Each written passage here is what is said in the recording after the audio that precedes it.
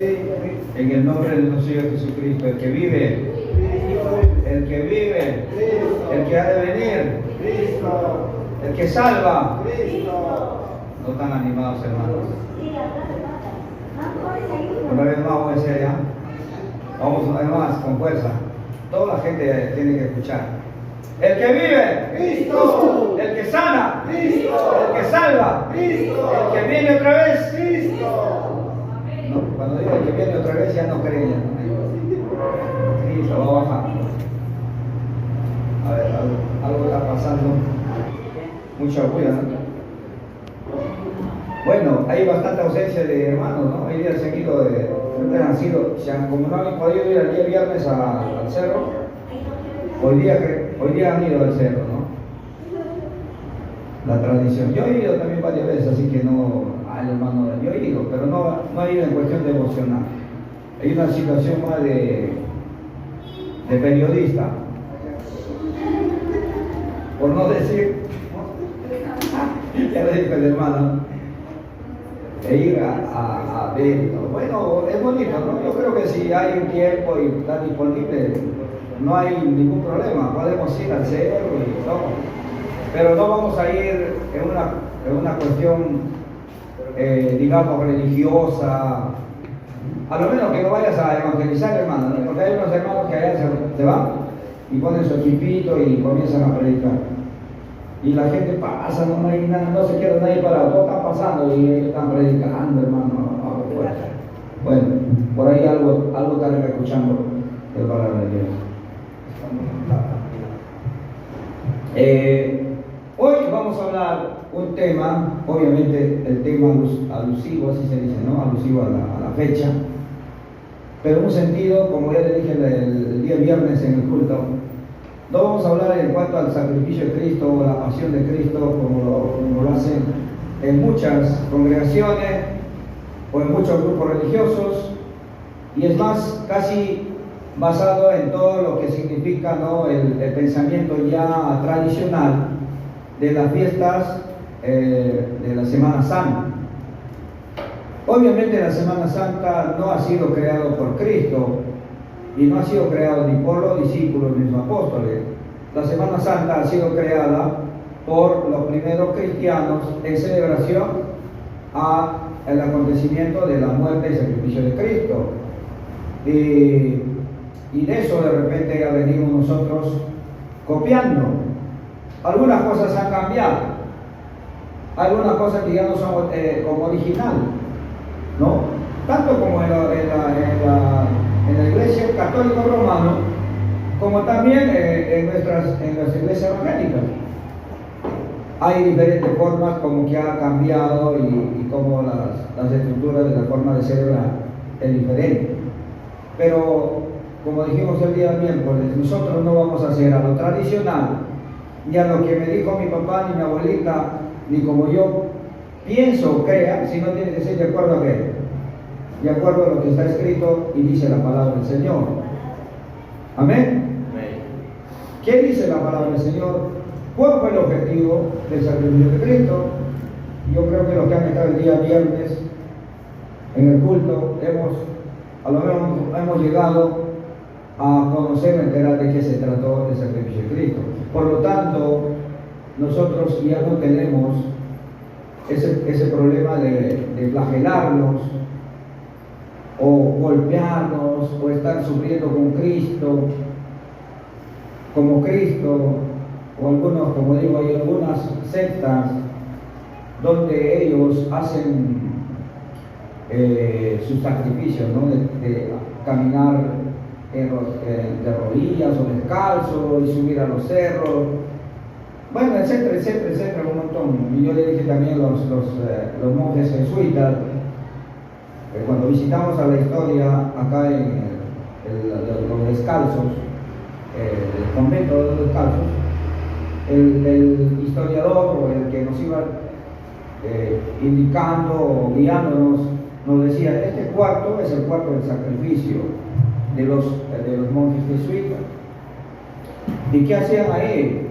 En la Semana Santa, en su mayoría, agarraba un tripalium, o sea, un azote con 3 puntas, y a veces en la punta tenía unos pedazos de fierro.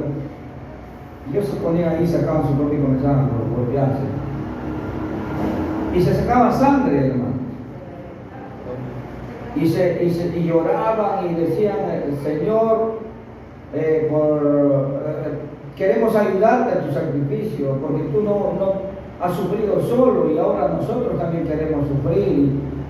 Y comenzaban a golpearse y así lo pasaban toda la noche y el día sin comer, haciendo eso. No sé en qué parte de la Biblia podrían encontrar ese tipo de interpretación, ¿no? Porque si vamos a ver la Biblia, no habla de eso. Si algún hermano por ahí lo ha encontrado, me dice, me quiere refutar, diga, de repente, hermano, yo lo hago o yo pienso que debe ser así. Porque cuando Cristo fue entregado, fue llevado a la cruz, Él estaba cumpliendo un plan ya diseñado, ya hecho allá en los cielos. Amén. Amén. Eso es lo que lo entendemos ahora nosotros, los hijos de Él, los escogidos. Pero el que no entiende se pone en ese plan, ¿no?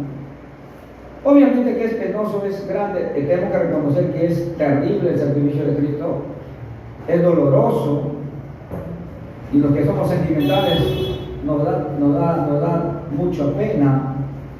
Pero ¿sabes qué, hermano? Más pena debemos tener cómo está nuestra conciencia, cómo estamos nosotros actuando. Porque para Jesús, dice, el adorar y alabar a Jesús y alabar a Dios no es cuestión de flagelarte o hacer algún sacrificio alguno. La adoración es la forma de vida, cómo te vas a presentar, cómo vas a vivir en cada momento de tu vida.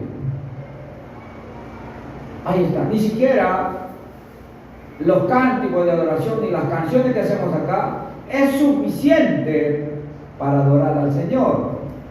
La adoración al Señor debe manifestarse en dónde estás caminando, dónde estás andando, todos los días de tu vida. Es parte de la adoración de Dios, cómo te estás formando, comportando. ¿En base a qué? ¿Para que seas salvo? La pregunta es, ¿para ser salvo hay que hacer eso? No, ¿en base a qué entonces? En base al agradecimiento del perdón, del sacrificio de Cristo que ya hizo por mí en la cruz, y yo por haber creído en Él, por haber recibido a Él, entonces obtengo la vida, el perdón, la justificación, y tengo acceso ¿a dónde? A la salvación. Tengo acceso a la vida eterna. Tengo acceso por intermedio de Cristo, y al estar tan agradecido y saber que eso está pasando y pasará en mi vida, entonces yo debo vivir una vida de santidad. Y esa vida de santidad es la que adora y alaba a Dios cada momento de tus días, de tu tiempo, de tus horas. Eso es la verdadera adoración. Ahora, cuando hablé el día viernes, el plan de la salvación fue dado, fue hecho en los cielos, dice la palabra, porque Él nos amó primero y nos buscó, y como dice San Juan capítulo 3:16, tanto amor tuvo Dios a ustedes, a mí, a nosotros y a todos los que están afuera también, que envió y mandó a su hijo, no dice a un siervo, no dice que lo envió a un encargado, sino dice que lo envió a su hijo para que cumpla la obra redentora en la cruz, para que todos los que le reciben y creen en su nombre sean salvos. Wow, ¿lo entendemos esto? ¿Lo entiendes, hermano, esto? Esto si lo entiendes, empiezas a amar de verdad a Dios. Y no importa más otra cosa. Porque soy salvo. Porque la salvación no es una cosa así. No tengo pasaje y alguien por ahí viene y me presta. Me salvó. Lo que me va a pasar una vergüenza, pero alguien escuchó que no tengo y me salvó y ya está. Eso es simple. Eso es momentáneo. Ese es un momento que te satisfacen. En el mundo nos satisfacen cosas. Nos pueden dar un regalo que te satisface momentáneamente y después se rompe y se acaba y ya no tiene más. A mí recuerdo que me regalaron una primera pelota cuando tenía 7 años y en mi pueblo, como éramos pues gente muy humilde que no conocíamos ni pelota, solamente fotografía. No, mentira, por ahí había una pelota, pero yo quería tener una pelota. Entonces mi tío se fue y me regaló una pelotita y eso nunca me voy a olvidar porque en mi mente ya se grabó y se quedó eso. Una pelotita de heavy, eso quedaba un poco. Y eso era, hermano, un regalo para mí lo grande. O sea, ya es lo máximo de mi tío, ese es mi tío verdadero, este es mi tío lo máximo, me regaló. Esto sí es mi tío, los demás no, los demás son. Lo tenía considerado, hasta el día de hoy, mira, se ha quedado grabado en mi mente, no me olvido de esa pelotita. Y me iba al colegio llevando acá mi pelotita. Mi niña era grande, era chiquitita, ¿sí? Y comenzaba a jugar con los niños. Era un regalo muy, muy importante que ha quedado grabado en mi mente y a la vez no fue para siempre. Solamente fue momentáneamente porque eso duró obviamente unos 2 o 3 años y creo que se perdió y ya estaba llorando y se acabó todo. Hermanos, el regalo de la salvación, el regalo de Dios, tu salvación, mi salvación, es eterno. Es un regalo para la eternidad. No, por eso tenemos que entender eso y amarlo. Es que ahora estamos vivos, estamos contentos, sanos y todos como estamos, y decimos que de repente nunca nos va a tocar el momento de traspasar de la vida a la muerte y a la vida eterna. Entonces como que no lo sentimos, pero quizás cuando lleguemos a ese momento, ahí es donde nos demos cuenta de que a veces tiempo hemos perdido, oportunidades hemos perdido de agradecer a Dios y de estar siempre conectados a Él, en comunión con Él, porque eso es la vida eterna, y la vida eterna no comienza después de la muerte, sino ya la vida eterna, según la palabra de Dios, comienza desde el momento que recibes a Cristo como tu Salvador. Y todos los que han recibido a Cristo como Salvador tienen vida, y vida en vida en abundancia. Por eso es que cuando estamos mal, todo decaído, tengo flojera ir a la iglesia. Hermanito, ¿puede leer la Biblia? Ay, a mí, ¿por qué a mí? Hermanito, ¿puedes orar? El hermano nunca me ha dicho que ore, yo oro. Hermano, porque no estás con esa abundancia. Porque la vida en abundancia te hace mover, te hace querer hacer las cosas para el Señor. Porque amas y al mismo tiempo reconoces y agradeces su perdón y su misericordia y el regalo de la vida eterna. Cristo resucitó. Cristo resucitó. ¿Qué significa resurrección? ¿Qué significa resurrección? Hermana, ¿qué significa resurrección? Resurrección. Volver a la vida. Volver a la vida, pero después de estar ¿qué? Muerto. Muerto. O sea, resucitar es así, miren. Ahorita estoy vivo y mañana muero, y pasado mañana de nuevo estoy vivo. Eso es resurrección. Y yo digo, ¿ha pasado en estos tiempos algo así? Ponle de posible. ¿Ha pasado en estos tiempos algo así? Alguien ha muerto 2 días y ha resucitado. Se sabe noticias, ¿no? Pero ¿usted la ha visto? ¿Usted ha sido testigo de ese acontecimiento alguna vez? ¿O alguien acá sabe? ¿Cuántos de ustedes, hermanos, saben que alguien lo han visto morir y después lo han visto de nuevo otra vez resucitar? Pero no estoy diciendo de 1 hora, 2 horas, ¿no? Porque eso de 1 a 2 horas o hasta 24 horas, eso no se llama resurrección. Estaba en un infarto, en una coma, porque los médicos lo catalogan por un problema de ese coronario, ¿no? Hay gente que se desmaya y se queda ahí un buen tiempo y después reacciona. Y pensando que ya ha fallecido, hasta lo llevan a la tumba rápido, no lo quieren ver ya abajo. Dicen que ahí en la tumba resucitan o vuelven otra vez a respirar. Y hay datos, pero no estamos hablando de eso. Estamos hablando de la verdadera resurrección después que ya haya enfriado, se haya convertido ya tu sangre duro, ya todo tu cuerpo haya sido enfriado 3, 4 días y quizás 1 mes o más, vuelvas de nuevo a la vida. Eso es resurrección. La definición está ahí, hermano Miguel. No vale. Bueno, entonces, hermanos, la resurrección es eso: volver de muerte, de haber estado muerto, volver a vivir. A eso voy. Ustedes han tenido esa experiencia, han vivido o han visto a alguien. Todos me van a decir que no, ¿sí o no? Pero alguien, ¿quiénes lo han visto eso?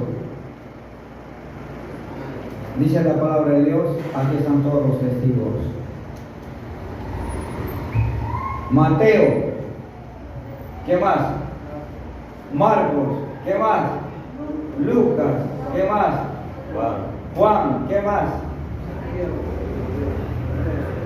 Y no solamente ellos, sino todos, hasta los mismos perseguidores, así se dice, los que lo perseguían a Jesús, los que no querían que se... Hermanos, quisieron esconder, la palabra de Dios dice, lo que vieron, ellos eran la autoridad. El tiempo de los judíos, la iglesia o los sacerdotes era la autoridad máxima de la sociedad, así como ahora sigue el Congreso y el Ejecutivo y el Legislativo. Esos tiempos, el templo y sus sacerdotes eran la autoridad máxima, el sumo sacerdote, el que gobernaba, el que tenía que hacer las leyes y decir esto va y esto no va. Entonces, en esos tiempos, ellos no estaban de acuerdo con las enseñanzas de Jesús, porque él decía que yo voy a morir, voy a ir por 3 días al sepulcro, o voy a estar muerto y después de los 3 días voy a resucitar. Esto era algo raro que escuchar de la gente. ¿Qué? Imposible. Acá no sé si ustedes en realidad están pensando igual, porque hay mucha gente afuera que igual piensa que los fariseos, igual que los religiosos de ese tiempo, que lo que está diciendo este hombre es locura, que lo que está diciendo este hombre no va a pasar. ¿Por qué? Porque es imposible que pase. ¿Y quién es él para que diga que va a ir al sepulcro, va a morir y va a resucitar? Por eso dije, hermanos, el viernes pasado, hasta los mismos discípulos se pusieron incrédulos cuando pasó el momento. La resurrección. Vamos a ver Romanos 8:11, porque eso nos conviene. No vamos a leer la historia de cómo murió Jesús, cómo resucitó. Yo creo que eso se han cansado de verlo y escucharlo. ¿Sí o no? Que no quiere decir que no es importante, pero casi en las películas siempre vemos, ¿no?, una tumba con una piedra y unos militares ahí con sus espadas y unos ángeles ahí, etcétera, etcétera. Y como dice, cuenta la historia. Pero yo quiero más, vamos a ir a la parte a tocar el verdadero punto de lo que significa o lo que es la resurrección para nosotros, los que amamos y los que confiamos y seguimos en las promesas de nuestro Señor Jesucristo. Abramos nuestras Biblias en el libro de Hechos, Romanos, capítulo 8, versículo 11.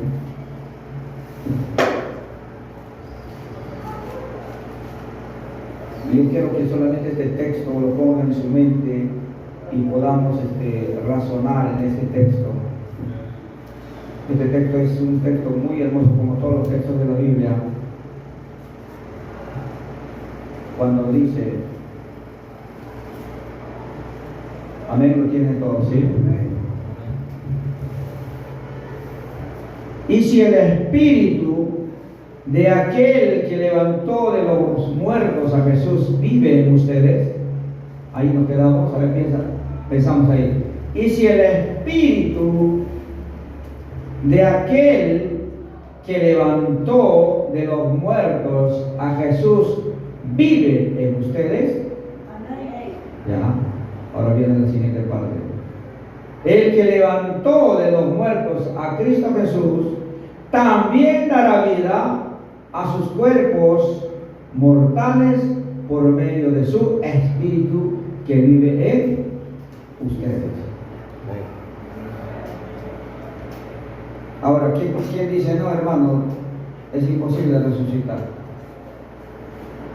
Cuando tú dices es imposible resucitar, no creo en la resurrección. Porque, ¿cómo es posible que cuando ya está podrido, está todo deshecho, otra vez vuelve? No, Fidel, estás loco. Una vez mi tía estaba que llorábamos a su mamá de mi tía que había fallecido. Y el consuelo de uno de los hermanos en ese tiempo no era tan, todavía era simpatizante o algo así del cristianismo, pero no estaba metido tanto al cristianismo. Entonces recuerdo que un hermano vino y le consolaba. Le decía, primita, ya no llores. Ya no llores porque tu mamá está en buen lugar, está en el cielo con Dios. Y cuando el Señor Jesucristo venga, entonces ella va a levantarse y se va a encontrar contigo. Y si tú has estado muerta, también igual te vas a levantar y te vas a encontrar con tu mamita. Así que no te pongas mal, porque sí o sí una vez más nos vamos a ver con nuestros familiares y con nuestros seres queridos que han fallecido. ¿Y sabe lo que mi tía le dijo? En eso yo no creo. No creo. Yo creo que todo se acaba acá. Yo creo que la vida es hasta que muramos acá en la tierra. Y una vez que hemos muerto, nadie, yo creo que nos podría levantar, después que se ha deshecho nuestro hueso, nuestra carne, imposible que otra vez vuelva a ser. No creo en eso. Y ese tiempo yo estaba un poco cabezón. Créanme que yo estaba un poco cabezón. Porque sí hablábamos de resurrección, porque escuchaba los mensajes de resurrección, pero cuando mi tía decía eso, como que me convencía a mí también. Ay, sí, mi tía tiene razón. Oiga, mi tía tiene razón, porque científicamente no está comprobado la resurrección. Biológicamente, médicamente, no hay resurrección. ¿O alguien por ahí sabe que sí? No existe. No vamos a encontrar un doctor que hable y diga un libro y diga la resurrección se hace de esta manera. El proceso de resucitar a una persona así. Bueno, no estoy hablando de esta resurrección de la electricidad que ponen hoy. Eso es cuando momentáneamente. Estamos hablando de una resurrección cuando el cuerpo ya está en el sepulcro. Y miren, hermanos, por eso quiero que interpreten esta parte de la palabra de Dios, este texto. ¿Qué esperanza le da a usted? ¿Qué esperanza le da? ¿O cree que cuando muere se acaba todo?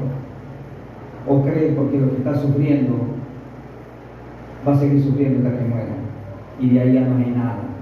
Qué triste habría sido mi vida de sufrimiento, y cuando muero también me vaya a seguir sufriendo.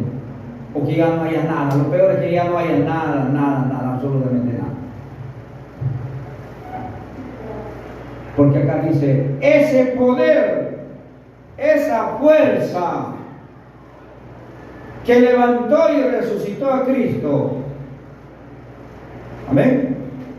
Esa misma fuerza y ese mismo poder que resucitó a Cristo y que debe estar morando y que debe estar con ustedes. ¿Y quién es esa fuerza? El Espíritu Santo de Dios. Si eso está en ti, hermano, hermana, lo sientes estar en ti, ese mismo entonces también te levantará y te resucitará como lo hizo con Jesús.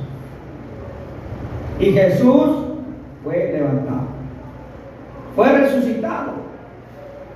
La pregunta es, y algunos se preguntan y dicen, hermano, pero dice que Jesús es Dios, y cuando murió, pues ya murió Dios. ¿Se han dado cuenta? Algunos dicen eso. Él estaba ahí crucificado y murió. Entonces murió Dios, ¿y quién lo podría resucitar si él estaba muerto?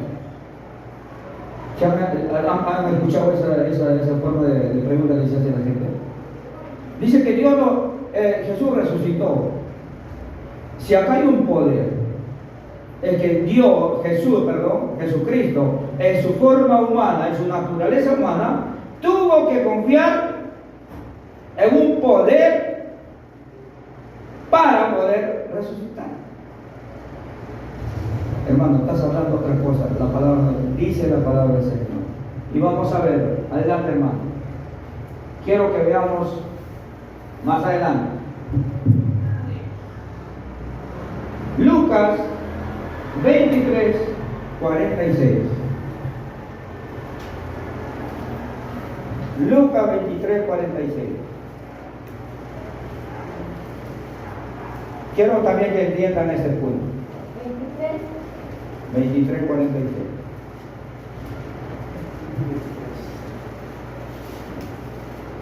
Perdón. Es 23, Lucas 23.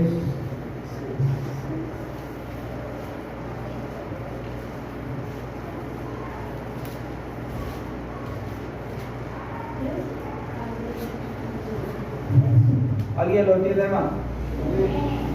¿Lo puede leer para que lo escuchen los hermanos?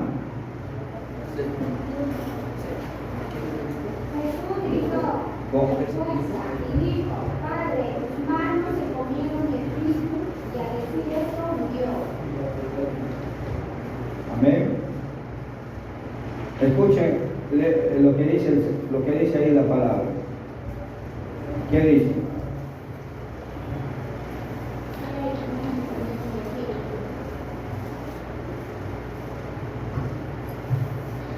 ¿Lo tienen ahí, ¿no, hermanos? Y Jesús gritó, clamó, oró, encomendó. ¿Qué más se puede decir? Tantas palabras que podemos. ¿A quién? A su padre. ¿Qué le dijo?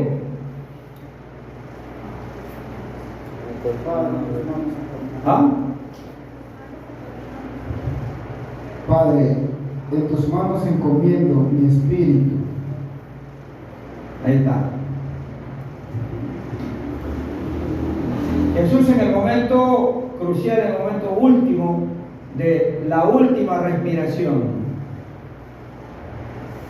todos vamos a llegar, hermanos, todos vamos a llegar. No hay nadie acá que se va a salvar, porque hay alguien que diga, no, hermano, yo todavía me falta mucho. Puede ser joven, puede ser anciano, puede ser... Todos vamos a llegar a ese último momento de la última respiración. Y Jesús estaba en el último. Como hombre, como ser humano, sintiendo el peso del pecado, sintiendo el peso de toda la maldad de los seres humanos, sintiendo ahí, hermanos, el dolor, el desprecio, cuando nadie siquiera se acercaba a hablarle, a decirle, a animarlo, sino todos mirándolo con odio, con burla, porque a él le decían: si eres Dios, si eres de verdad hijo de Dios, escápate, tienes poder para salvarte, sálvate. Y el último, él dice: Padre, en tus manos encomiendo mi espíritu.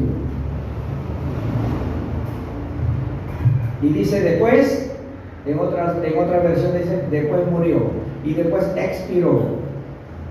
Cuando dice expirar, quiere decir que ahí terminó su existencia física. Existencia física, lo que ahora nosotros tenemos. Pero el Señor, antes, Él tenía que orar y encomendar al Dios Padre para que guarde su espíritu. Y ese espíritu que el Señor lo guarda, a los 3 días, vuelve a darnos la sorpresa de lo que dice Dios, Romanos 8:11. Una vez más vamos a Romanos 8. Entiéndanlo. Romanos 8:11. Ahora yo creo que lo entendemos mejor, ¿sí?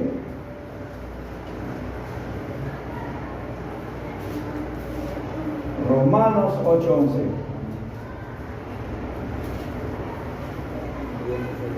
Y dice: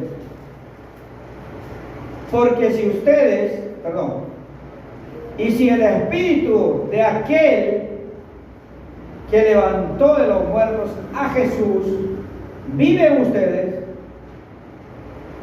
el que levantó de los muertos a Cristo Jesús también dará vida a sus cuerpos mortales por medio de su espíritu que vive en ustedes. Ahora, hay un espíritu, hay una fuerza sobrenatural que ni los médicos, ni la ciencia, ni nadie lo va a descubrir. Solamente nos explica la palabra de Dios, que hay un espíritu poderoso que levanta de donde no existe, aunque desaparezca, te va a levantar. Porque así como a Cristo levantó de los muertos, levantó del sepulcro, así también a ti, que tienes el Espíritu, que estás arraigado y agarrado en Él, también vas a ser levantado. Eso es la resurrección. O sea, la muerte de Jesús no solamente fue para perdonar mis pecados y para aferrarme a Él y creer en Él y ser salvo, sino al mismo tiempo para tener la certeza y la confianza total de que yo aún esté muerto, resucitaré con Él. Y eso me da a pensar que no tengo miedo en la muerte. Y alguna vez me han preguntado los jóvenes, ¿no? Me dicen: hermano, ¿y usted tiene miedo a morir? No, porque esa es la pregunta que te ponen. Ya tanto que hablas de que la muerte, ¿tiene miedo a morir, hermano? ¿No tiene miedo? Y la verdad le digo, porque tengo que ser sincero, morir no tengo miedo, porque yo sé que después de la muerte me viene la recompensa, y yo creo en Jesús y creo en el Espíritu resucitador, porque yo todos los días de mi vida, y quizás el momento que esté en partir de este mundo, tendría que estar diciendo: Padre, en tus manos encomiendo mi espíritu, para que cuando venga, Señor, me levantes. Entonces fue el mensaje para una persona que está pasando un problema de enfermedad. Porque aquí está mi espíritu, Señor, tenlo tú. Yo sé que este cuerpo se va a desaparecer, va a podrirse, no sé, se va a desarmar, pero aquí está mi espíritu. Y sabes que guárdalo porque tú con tu poder vas a poder levantar nuevamente. Eso no tengo miedo, me alegra, me emociona y además me lleno de mucha emoción al pensar lo que pasará conmigo. Pero si lo que me da miedo o un poco de temor, pero espero que sea la voluntad de Dios, eso digo siempre, la forma como voy a morir. Eso sí, yo creo que eso sí a todos. La forma como vamos a morir, eso nos da un poquito de... Pero si somos confiados y confiamos en el Señor, esperaremos que se haga todo su voluntad. Y seguramente la voluntad de Dios será en nosotros como Él quiere. Pero tenemos que estar con la certeza y la firmeza total, como dice acá Romanos 8, 11, que ese poder que levantó a Jesús, en el cual yo creo, Él también, ese poder mismo me va a levantar a mí. ¿Cuántos creen eso? Queridos hermanos, la fe es parte de nuestra vida diaria, de nuestra vida como cristianos. Y eso debemos de poner en nuestra mente. No se olviden del texto. Este texto es importante cuando te pregunten, ¿y por qué crees que vas a resucitar? Hermano, ¿por qué crees tú que vas a resucitar? ¿Quién serás tú? ¿El hechicero? ¿Que te vas a morir y vas a volver a vivir? No. O vas a tomar una pastilla de chiquitulina y después vuelves otra vez a salir. Acá es el texto eficaz. Romanos 8:11. Es que yo no voy a volver a vivir por mí. Por mí, no, ni por nadie, ni por los doctores, ni por nadie. Acá dice la palabra que en el Espíritu que habita en mí, en el Espíritu que resucitó a Cristo, ese Espíritu, esa fuerza, ese poder me va a levantar. Pero ¿cuándo me va a levantar? Hermanos, cuando dice acá, tenga mucho cuidado, dice el texto, cuando está viviendo, ¿en qué? Cuando está viviendo. Vamos a leerlo de nuevo. Quiero que quede esto. Si el Espíritu de aquel que levantó de los muertos a Jesús vive, ¿en qué? Mira, si ahorita por ahí estás dudando, escucha, yo te digo así. Si ahí tú estás dudando, por ahí alguno está dudando y dice, no, ya está bien, dice ahí la Biblia, Pablo tuvo lugar para escribir eso. El hermano Fidel no está predicando eso. No, pero a mí no pasa, no creo. ¿Y qué dice ahí? Porque el Espíritu no está en ustedes. Y si no está el Espíritu en mí, no está en ti, no está en ustedes, el Espíritu resucitador, entonces, hermano, tu confianza y tu fe está bajo. Acá la palabra de Dios dice, ese mismo Espíritu que vive en ustedes, el que levantó a Cristo, también los va a resucitar. Qué lindo, hermano, para los que creemos en Él. Amén. Yo me siento bien. Ustedes no veo que están bien. Lo más ya están muriendo, creo, hermano. Amén. No, tiene que sentirse feliz. ¿Qué tal? Entonces, cuando yo hablo esto, digo, no hay tiempo, ni edad, ni motivo, ni nada que me pueda apartar del amor de Dios. Y cualquier momento de nuestra vida podemos irnos. Hace el día domingo hemos ido con mi hermano Elías a orar a un joven, es de la edad de mi hermano Elías, o su menor, no sé, es un hermano, Mario, de tu edad, pero no es mucho, ¿no? Está muy joven, todavía no tiene familia, pero ya tiene un problema grave, ¿no? de cuestión de un problema cerebral. Es algo realmente penoso cuando uno ve humanamente. Pero hay que pensar que hay cosas en el plan de Dios también, ¿no? Y por eso estamos orando también por la familia. Entonces, no hay tiempo, no hay momento, no hay edad. O sea, no que, mi hermano, yo cuando tenga 80 años recién voy a estar preparado, recién voy a estar encomendando mi espíritu a Dios. O ya cuando tenga 40 ya voy a estar encomendando, Señor, en tus manos pongo mi... No, empieza a encomendar al Señor todos los días de tu vida tu espíritu. ¿Sabes por qué? Porque no sabes lo que te va a pasar. No sabes. ¿O alguien sabe? Todos salimos a trabajar en la mañana. Yo viajo más de 2 horas.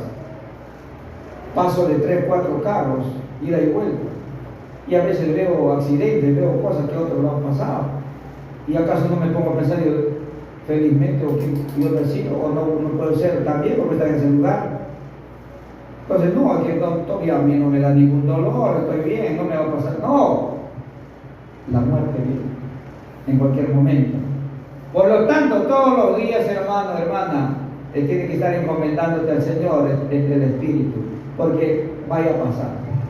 Señor, en tus manos encomiendo mi cuerpo, mi espíritu, para que tú cuando vengas, resucite y esté contigo. Eso es nuestra oración, nuestra devocional, diario. ¿Me entienden, hermanos? Vamos, hermanos. En Romanos 6, 5, 6 también nos enseña, del 5, 6, 2 versículos del 6, nos enseña la resurrección o el resucitar tanto espiritual como físicamente. Y eso es lo que esta parte vamos a hablar. ¿Por qué? Porque hay muertos espirituales, dice la palabra del Señor. Las iglesias están llenas de muertos espirituales. Están caminando, sí, claro, nos estamos caminando, estamos andando, pero espiritualmente no hemos resucitado todavía. Estamos muertos. Vamos a cambiar un poquito el tema de la muerte física a la muerte quizás espiritual. Y en esta parte de Romanos 6:5, retrocediendo ahí nomás, dice, como extraño mi versión, hermano, si alguien me encontró mi Biblia, me pasa la voz.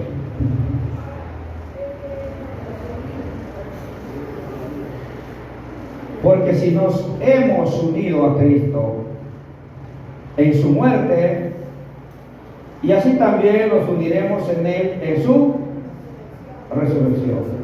Sabemos que nuestro antiguo yo, o sea, el Fidel anterior, hace 10, 11, 12 años atrás, el Fidel antiguo, nuestro antiguo yo, fue crucificado juntamente con Él para que el cuerpo del pecado sea destruido, a fin de que no sirvamos más al pecado.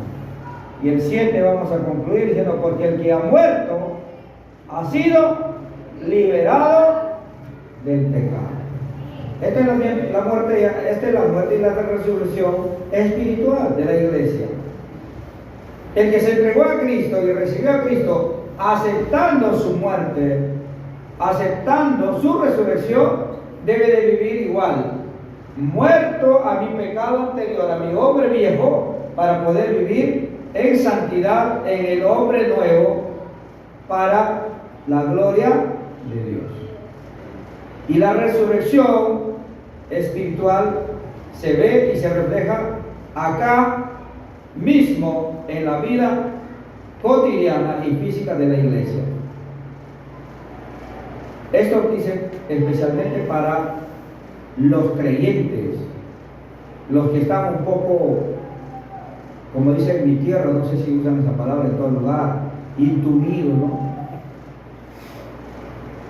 No levantamos vuelo, no hacemos, estamos ahí como que sin movimiento. No nos emociona nada la palabra de Dios, no nos emociona nada hacer para el Evangelio.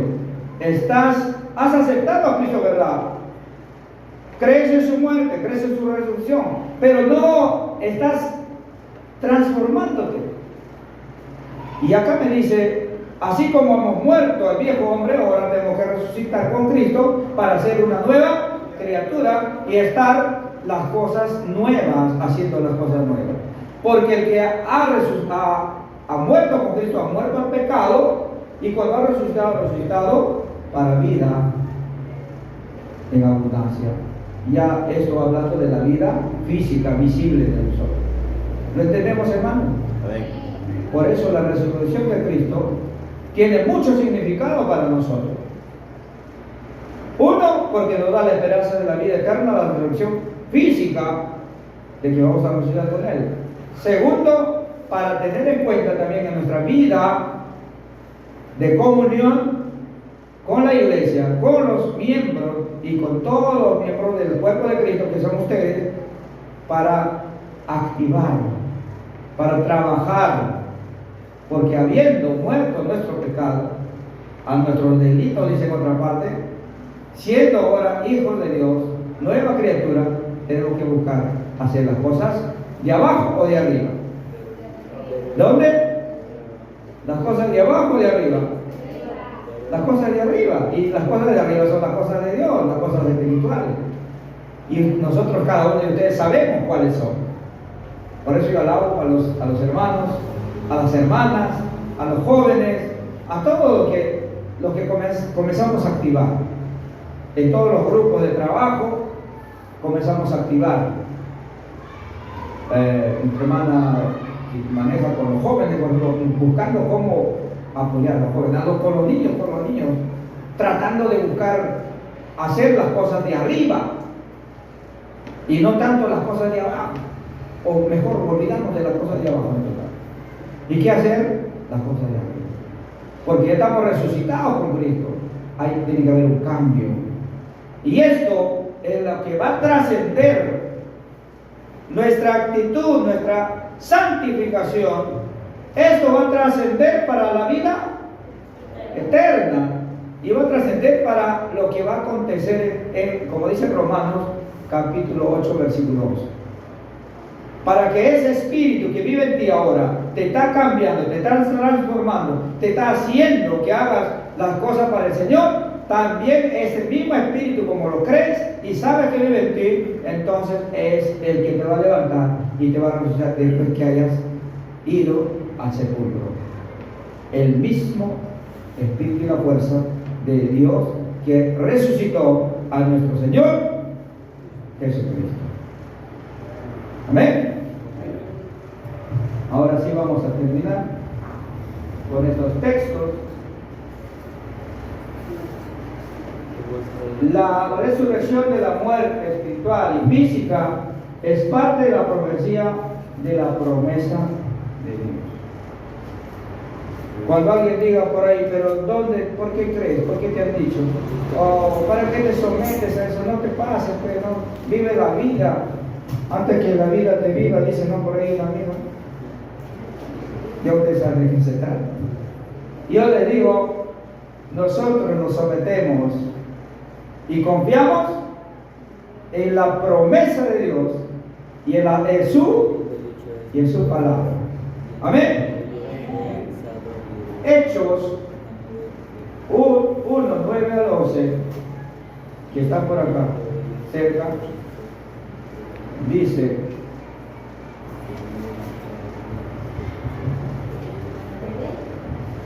el libro de los Hechos, capítulo 1, del 9 al 11. Amén, hermano. Muy bien. Me pareció bien, hermano, que estás ampliando para que los hermanos, ¿eh?